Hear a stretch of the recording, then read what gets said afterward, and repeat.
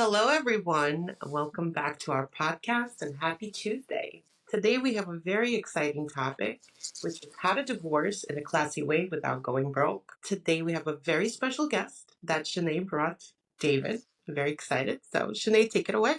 Yes, I'm so excited. Thank you, Dave, for joining us. Dave is a professor at Columbia University Medical Center. And of course, I met him at the Geffen Center because that's where all the ballet moms meet. And David goes there and works. And by the way, he's a singer as well. So he's like a man of multiple skills. But David is so much fun to talk to. And we talk about so many different things. And when I was going through my breakup, David is currently going through a divorce as well, right? But the way that David has approached it, I'm like, why aren't more people doing this? With about, I don't know, over 50% of people going through a divorce, it's almost kind of like the thing to do. So you might as well know how to do it in a classy manner without going totally broke. So as I was talking to him about my ex-boyfriend and what he was going through, he's like, wait, why would he do this? Why would he do that? And I'm like, wait, what, give me some intel, David. And he's like, well, David hired a dating coach. And I know that not everyone can do that, but Divorce code. a divorce coach. So yeah, let's get you a dating coach later. But so we got this divorce coach, and I'm like, this is brilliant. And the amount of things that people don't realize you should or should not do, it's astounding. So I thought it would be fun for people to get to hear a little bit about David's process. And I'm excited to kind of like, rehear everything. So David, tell us a little bit about, obviously people end up divorcing for multiple reasons. So we don't really have to get into that. But what is it that inspired you to get a divorce coach? Not a dating coach, divorce coach. Divorce code. I knew that many people had gone through it, and I can't remember who recommended it. I'm not sure if anyone did, but I found a divorce coach in New York that just could help me when I interviewed her, and I think I may have interviewed someone else as well.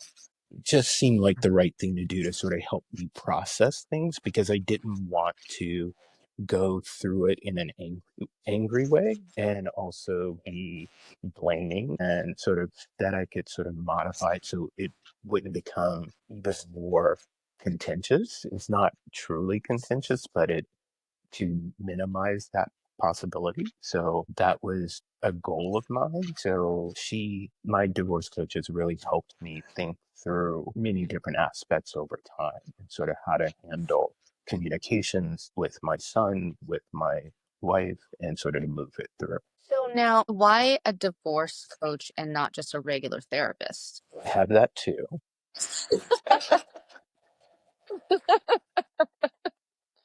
That's what we like to hear, right? Yeah. Exactly. They're different. They serve different roles. And so because the divorce coach, she's connected to lawyers, she's connected to finance people, she kind of really understands the process of whether you're going through a contentious divorce or whether you want to go through I've forgotten the word for it, but the friendlier divorce, right? And sort of try to help you. I wanted to go through a technically friendlier divorce and manage that. And so that was sort of the whole thing.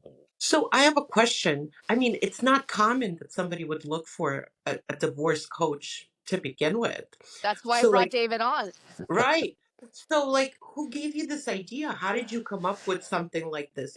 This is just, people get divorced all the time, I in know. 2025. But how do you come up with a divorce coach? You know what? Honestly, I can't remember how I found out about it the first time. I really can't. It was, 2.5 to 3 years ago.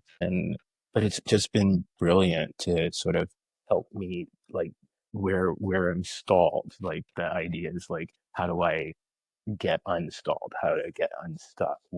How do I process the multitude of feelings I have? And I'm the one that have asked for the divorce, but I'm also trying to process my partner, my wife through it as well, is because I got her one, but she doesn't want to use it quite in the same way that I want to use mine.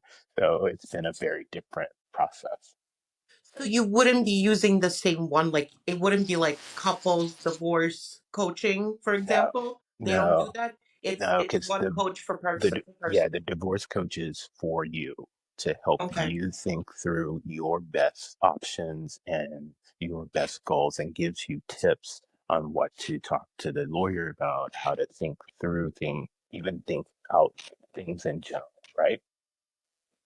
So So now, what's a divorce coach's credentials? Like what do they need to I possess to? I don't know. Oh no, mine is good. She has a podcast. She's been through a divorce herself, and she after her divorce, she said, "I wanted to help people go through it in a better way than I did." I And think she did. that makes it actually stronger to have someone that's gone through it and is passionate about making sure that others can go through it in a smooth process. Right.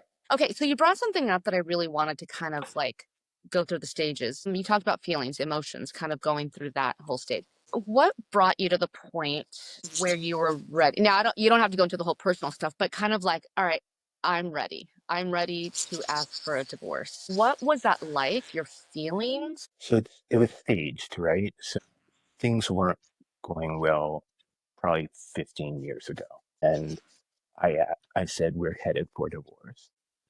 I said if we want this to work, you need to go to therapy, right? So we went to couples therapy. We did 3 years. We actually went through two therapists. First one my wife didn't like, and so we changed and had one for 3 years. We were copacetic after that. I had to stop it because I had a big research project that I had to start and run the team and all this stuff. So I was like, I couldn't do weekly therapy and do this new project on top of everything else I was doing at work. So we stopped and we were copacetic, we were good, but it wasn't great. And then what happened? I think a number of things happened. One was my mom died right before COVID. I got COVID. My brother got cancer all within like When it rains, it 10, pours. 10 months, right? Wow. And I just realized I survived the COVID. I had it pretty bad initially, and she helped me through it. So I really thought things weren't going well. So at the end of it, in a sense, with all that, it's like, hey, the relationship isn't great. And so I said, listen, it's like we're headed for divorce again. You I said, stated this to her. yes. I said, we're headed for divorce again. I said, but this time it's in your Your have what? to your court. You have to do something. That's so much better, by the way, when you put it close Yeah. to you. It was a Yeah. little Let's muffled, keep it so there. now it's Sorry. Yeah. So I said it's in your court. You have to. It has to have to do something to help this relationship, and nothing happened for 3 years. And so that really was the crux of it. It's like, all right, I had 3 years to grieve that nothing was happening. And it was like, then I said, we're getting a divorce. It wasn't, we were headed for one. I want one. And so that was it. So now, okay, so you stated, okay, I want a divorce. And you were, I mean, this was 15 years coming in. So the feelings just had time to kind of build up and go, like, Right. I just need this, right? Okay, but one of the steps you told me that I thought was really interesting, and I don't know that a lot of people know this. We talked about how my ex, his, I guess, currently still wife, because they're still going through the process, told him to move out, and he did it, right? And then told him to get a bigger apartment, and he did. And Dave was like, "What in the world?" Because, and why don't you tell us, David, why you wouldn't do that?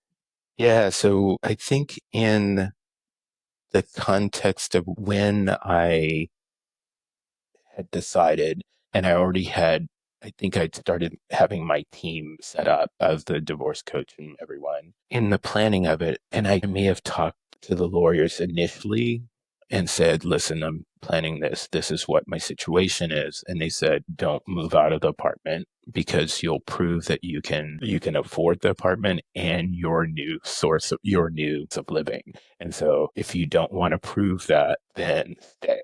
And so that was the advice I got. I've moved to a third bedroom and all that stuff. So I'm separate, but I'm still here.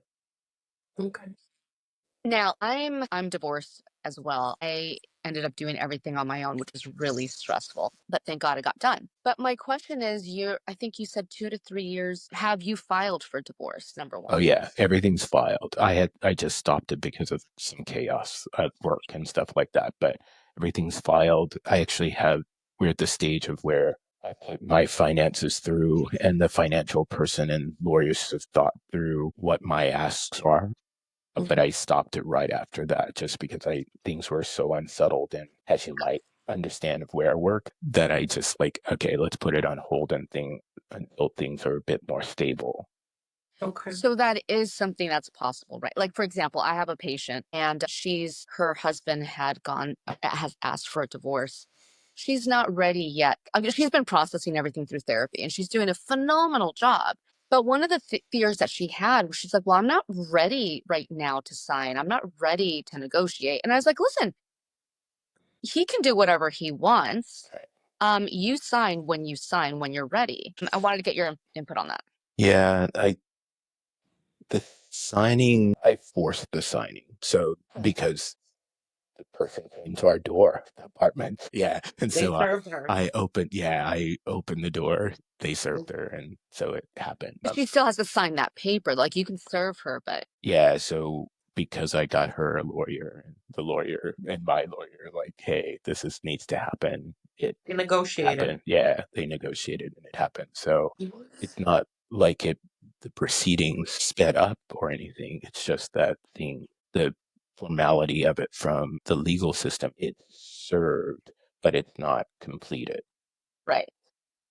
But she still gets her time to sign when she wants to sign, or is there a No, limit? she's signed. She hasn't signed like the final thing and how things roll out. She's just signed the legal papers by the state saying she was served and that the divorce papers were served. Right. So I think there's more. I'm assuming there are a lot more things to happen. I know there are a lot more things to happen, but this is just the sort of, I filed with the state. It's official with the state. She had to acknowledge that, and what's happened. Right, so she signed that she received the paperwork. She didn't Right. sign the paperwork yet because they have to go through it with the attorneys together. Pause for 1 second. 'Cause you're to edit this out. I have to open the door really quickly. So give me 1 second. Okay, hold on. Sorry about that. I think it's possible. I'm not sure of all the legal terms of what's happened so far. She not only signed it, she received it, but because that's just the person who came to the door that she signed that part, but she also signed the papers that came from the server, and she then put that to her lawyer. Then her lawyer got it to my lawyer. Okay, so now I have a question because this is about how to divorce in a classy way. As you can tell, David is a very classy man, so that's why I had to throw in classy in there. How to Thank you. divorce how to divorce in a classy way and not go totally broke. So what I heard you say, David, was, you didn't want this to be contentious. So That was my goal. that was your goal. And we can't tell other people how to react, but you get to maintain your class, right? Right. The totally not going broke. What are other things that you have learned? Because attorneys are expensive. So if you can't afford an attorney, what are some recommendations you would make? But that's partly why I got the divorce coach. The divorce coach technically is cheaper than the lawyer. And so I can work a lot of things out with the divorce coach without involving my lawyer and the lawyer's time. So meeting with my divorce coach either every 2 weeks or every month is cheaper than the 15-minute increments of a lawyer. Yeah. In New York City, it's kind of crazy, but I interviewed about 4 or 5 lawyers, and a few lawyers said I couldn't afford them. I was like, thank you for telling me ahead of time. Let's go. This appointment is $1,000. Exactly. You're like, let me stop talking now. Exactly. I'll see you later. I do have a recommendation because while working child welfare, I had a lot of families that were getting divorced and they were trying to think of ways of how to do this for free, pretty much. So what we would do, we would send them to the Peace Institute in New York. It's basically attorneys that are straight out of law school, and they are sitting down there basically just facilitating meetings between the parents, writing it up and having an agreement, and then they file. And that's pretty much. That's great. I mean, Yes, that and also it's means free. both are talking to each other. Both parties are talking, both are sort of willing to make these steps. And that's where mine is a bit different. It's like your patient Sinead. My my wife doesn't truly want the divorce, and so she's not talking about it in general. And so that was the other part with my coach, is like, how do I get her to acknowledge that this is happening, so that it's not like this in that all coming to closure at like this final point with her saying, "Oh, this came too fast." It's like, this has been going on for way too long. So how do I keep? She uses the word dosing. Like, how do I keep dosing her with the message that this is happening? I am going to take care of you. I'm going to help.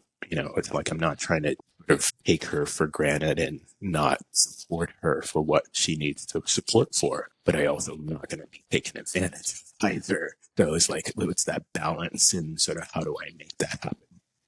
See, that's a classy man. Absolutely. No, but there's certain points in life where you do have to put your foot down because you Right. did give her that option. You gave her the opportunity to take those steps. You gave her 3 years. Some people don't give it like even 3 weeks. Like, you Right. have X, Y, and Z time to do this. You gave it a long time. Plus 15 years ago, you already said it's going. I have a friend that's gone through 3 divorces, and he goes, Oh, "You're a patient man." And I was like, well, I guess so. But comparatively, I think there's a very big difference. Well, everybody processes things differently. Not Right. everyone is able to just change partners like that. You Right. know, Right. you have a foundation with this person, and I'm sure you guys still have the stuff between the Yeah. two of you. It's just you can't be together. Right.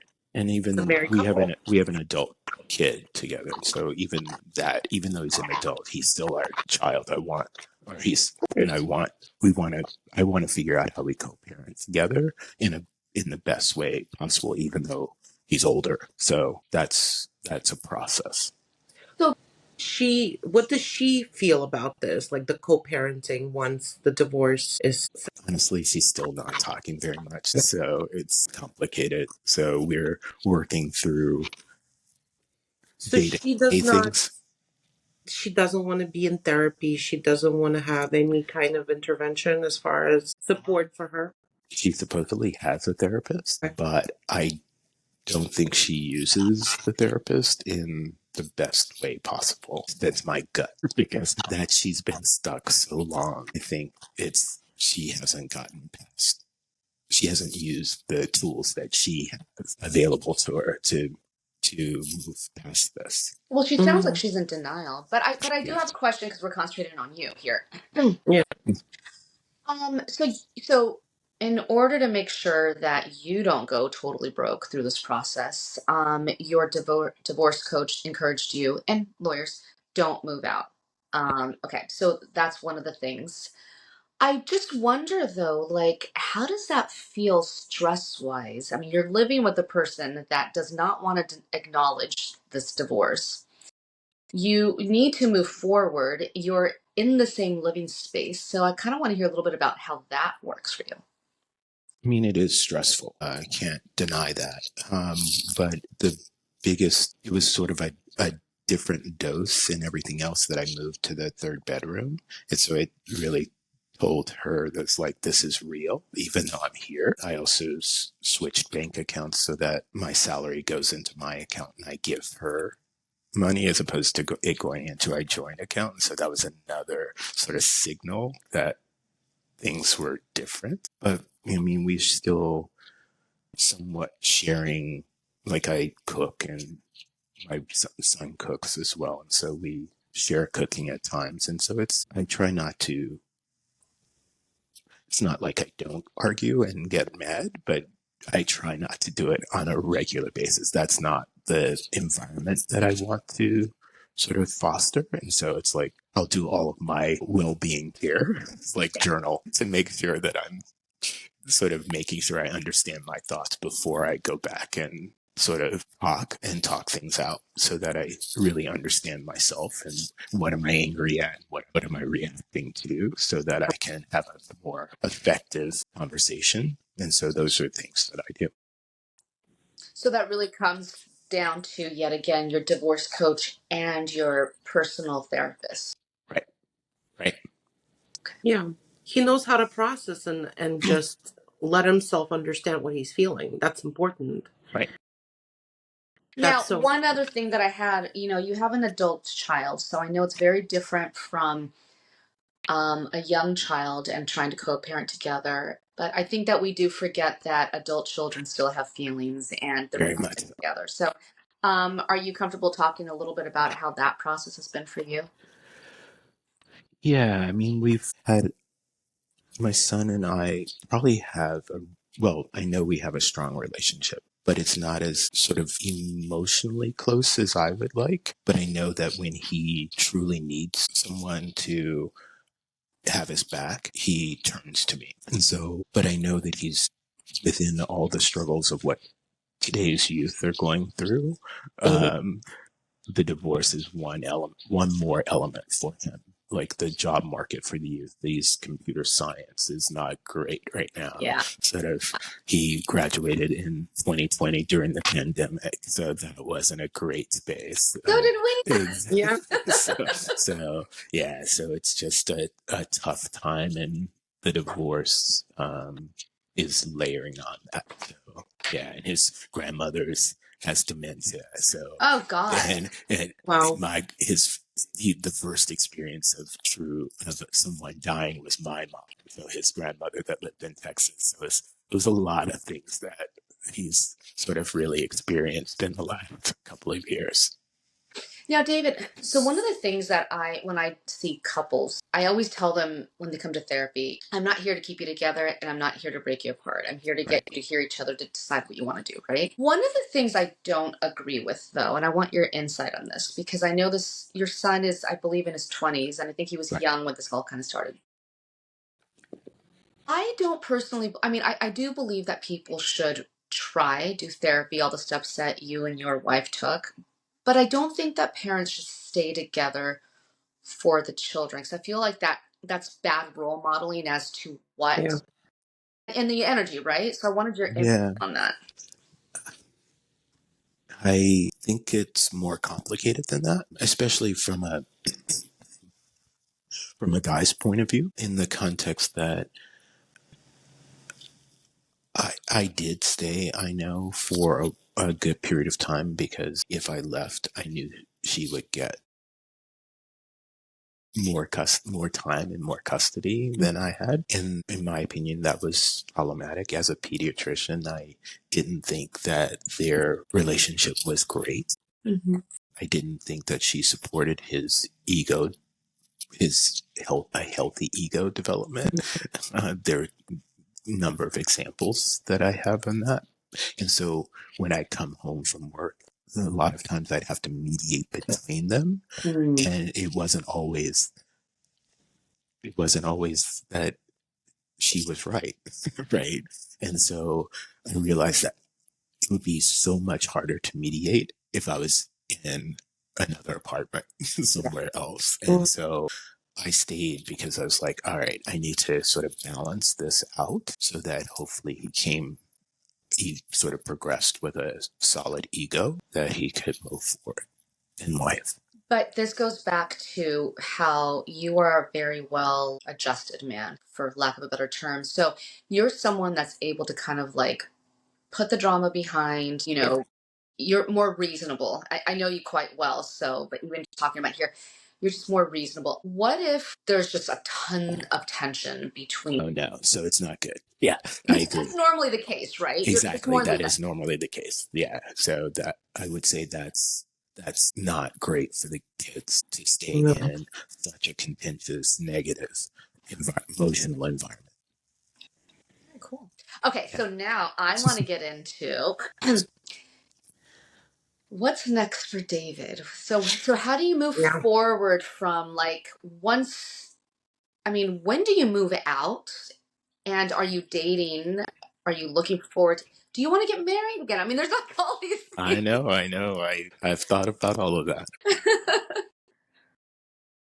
So once everything's sort of the paperwork and all that, all the finance stuff is sort of done, then I'll move out. just because that solidifies how things are split up and what I get to, what I can afford, and Yeah. how support. And so that's the move out. I'm not dating because I'm not finished with the divorce, and because of my patient population, I realized that there, even though I'm in the divorce, my experience with younger individuals that start dating before they're out of the other relationship, there's always this suspicion with the new partner that you are seeing somebody else on the side in anticipation of leaving them. And it's like, all right, I don't need that extra drama as well. Yeah. It's like, that's just not It's where I don't need that. So it's like, I'll wait. And then whether I get married again, I don't know, actually. I'm kind of ambivalent. It will have to, to do that formally. I think it would have to be a really special relationship that really transcends what I've been in now. And I'm hopeful, but I'm not. I think I can have that without the You could just signed have fun. papers. Exactly. Exactly. You could just enjoy life Ex- partnership. You don't have exactly. to be official. It's Yeah. okay to do that. There's a You've already great had that. there's So, a there's a great novel by uh, Nobel Prize winner. What's her name? Doris Lessing. Have you guys heard of her? No. So she was born in Rhodesia. White woman, had 2 kids, married, and all this stuff. Was doing all the sort of traditional sort of motherly things. And she said it wasn't right for her. And she, in her way, just left. She left her kid, which was so extraordinary because this was back in the 60s, I think. Ooh. And she left and went to England and became a novelist to the point where she got the Nobel Prize for fiction or for her writing before she died in her 80s. Wow. But one of her books that she wrote that's uncharacteristic of her writing is a science fiction piece. And one of the books in that science fiction series is the marriages between zones 3, 4, and 5. Oh gosh. And, yeah, and wow. it's a really interesting book, and it talks about that there are this society that there are these zones, and one zone characteristically and formally it's sanctioned to marry between the zones. Like there's one person from zone 4 that marries zone 3, there's one person from zone 5 that marries zone 4. And if you think of sort of whatever the hierarchy or sort of maturity of those different zones, it's sort of that one marriage helps to elevate the other zone to another level. Oh, And I love that sort of idea of it. And so the last zone, the top zone, is like there's no marriages. It's just really solid relationships, solid communities. You bring up your kids in a really beautiful community space where everyone is loving and everyone is taking care of the kids and everyone just has solid relationships that are, I'm not sure how fluid they are, but they're just not, it's not like this sort of rigidity to the thing. And I love that sort of context. Yeah, that's amazing. So, okay, we've learned if you can get a divorce coach, get a divorce coach, cheaper than an attorney.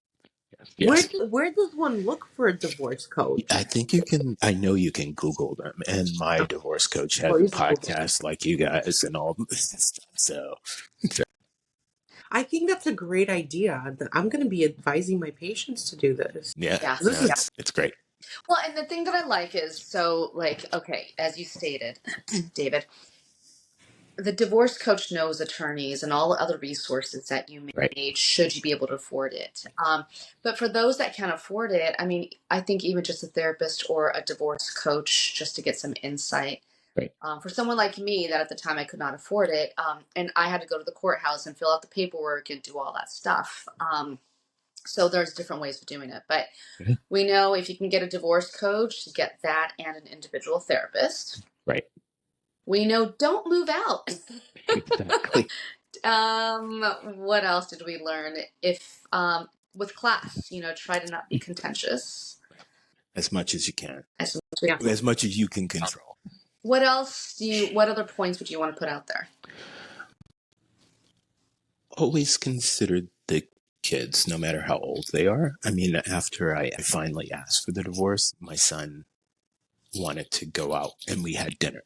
And during that dinner, he was like, I have one, he was trying to figure out how to tell us to remember our good days and get back together. I was like, well, thank you for your advice. It was like, I've been in this relationship for quite some time. I didn't tell him quite that way anyway. But the last part, he goes, I have one request. And my one request is that, or my one statement, he goes, is if you talk bad about your mom, my mom, and if she talks bad about you, I'm going to take the other side. And I said, you have my promise. I will never talk bad about your mom in front of you. And so that was sort of our baseline conversation. And that's sort of been one standard that we've kept. No, that's amazing. That's beautiful. You bring up another point that I did kind of want to point out here. I think a lot of kids, especially more teen and adult kids, think they have the right to tell their parents when they can or can't date, or who they can or can't date, or whether they should or shouldn't divorce. And I think it's really important to point out that you're still the parent.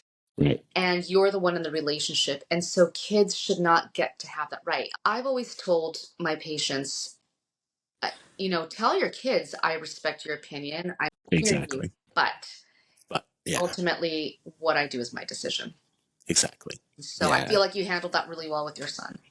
Yeah, no, it went well. I think we had a contentious moment at that dinner, but we got through it. I've forgotten what it's been a while, so I've forgotten what the contention was. But the bottom line is, like, we settled how we were going to, that it was he's our only kid, and so it's so easy to have a triangle, and so we were like, no, that from my point of view, I'm not going to put that on him. Yeah. Well, it sounds like it's very healthy, and it sounds like you are really teaching him to be also healthy in his future relationships as well, because he's learning from you. He's going to be modeling your behaviors. So it doesn't matter. Like, a lot of people, like from my culture, for example, people stay together for the children constantly. And sometimes it's not healthy to stay together for the children, because if parents cannot maintain their space and can't control certain things, children witness a lot of the negativity, and then they bring it over to other relationships. Exactly. So what you're doing is beautiful. I'm very happy to see that. Thank you. Yeah. So, Shanae, are we going to be wrapping up soon? I think we're wrapping up. David, thank you so much for joining us today. I think it's a really important topic, but again, as we've spoken so many times, the way that you've handled this and things that I learned from you, beautiful. I thought people need to know about this. So thank you so much for joining us today. Thank you for having me. This has been great. Thank you. It was a pleasure. All right. Take care. Bye-bye. Bye, everyone. Bye-bye. See you next time. Bye-bye. Bye.